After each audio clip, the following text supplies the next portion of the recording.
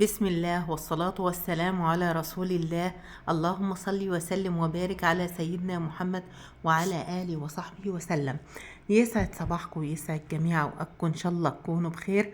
ورجعت لكم فيديو جديد. فيديو النهاردة بقى أنا فرحانة ومبسوطة. ابني جه من الشرم بالسلامة وجاي كده جايب لي هدية بسيطة معاه وجميلة. أنا بصراحة الأم بتفرح بأقل حاجة، فأنا حابة أوريها لكم وقولوا لي رأيكم في التعليقات. الكرتونة دي فيها إيه؟ فيها فيل. جاي بيقول لي يا ماما أنا إيه جايب لك مروحة. أبص الأم بتفرح في أقل حاجة بأقل حاجة. حبيت بقى أفرج متابعيني عليها، وعشان يعني أنا بنبسط. لمسات بسيطة كده عملها ابني، فالأم بتفرح بيها. حبيت بقى أوريها لكم. أول لما جه راح مطلعها، قلت له طبعا أنا عايزة أفرج المتابعين عليها، سيبها في الكرتونة. قال لي ماما معلش أنا عايزة أطلعها لك. فطلعها وما عرفش بقى يركب بقيتها، لأن قال لي يا ماما هي عايزة مفك صغير. فقلت له ماشي يا أسامة. فقمت انا بقى يعني معلقاها كده ومكمله تعليق يعني، لكن لو هزه بسيطه كده هتوقع الشبكه بتاعتها.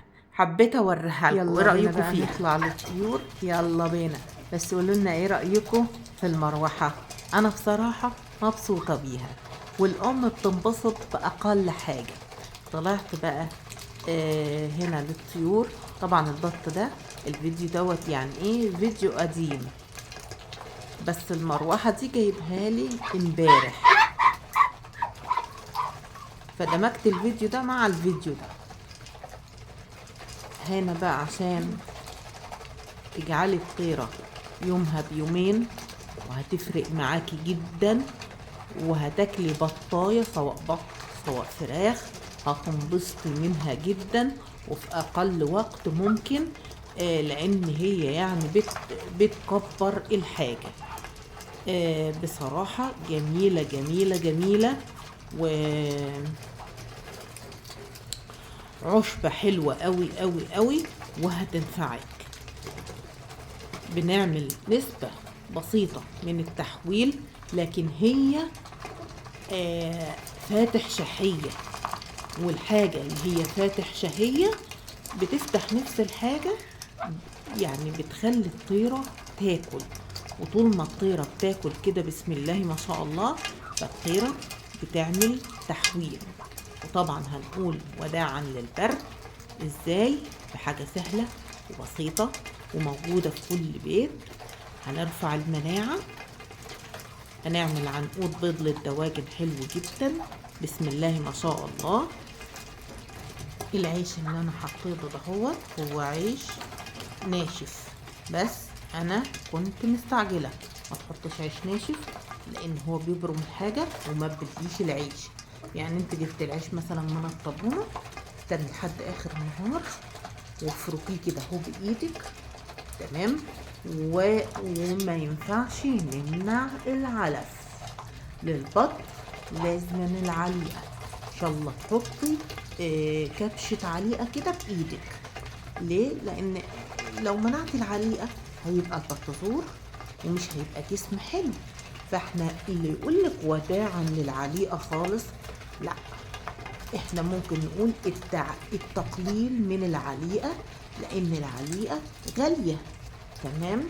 العلف غالي، فانت بالتالي ممكن تقللي في العلف وتحطي تكتري من العيش وما تكتريش من الذرة قوي، لكن حطي كبشة فول معاها شوية ايه العيش المفروك دهوت الكتير، تمام. كتري من العيش، ما تقلقيش، العيش المفروك ما هوش هيعمل دهون. العيش المبلول هو اللي بيعمل دهون، وهو اللي مش حلو، وهو اللي بيعمل اسهال عند الطيور. والعيش الناشف بيبرم الحاجة ما بي... لكن انا عشان انا كنت مستعجلة، فاللي انت هتحطيه ايه بقى؟ هترفعي بيها المناعة، حلوة جدا.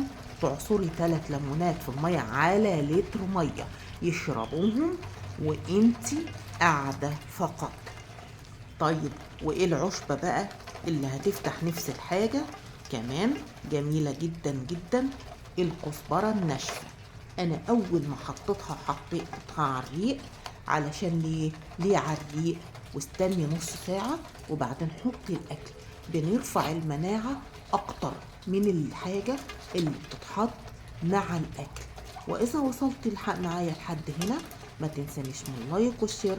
لايك مجدع منك، لايك فضلا وليس امرا، علشان انا راحة طنطا، وطنطا دي بلد جنبنا.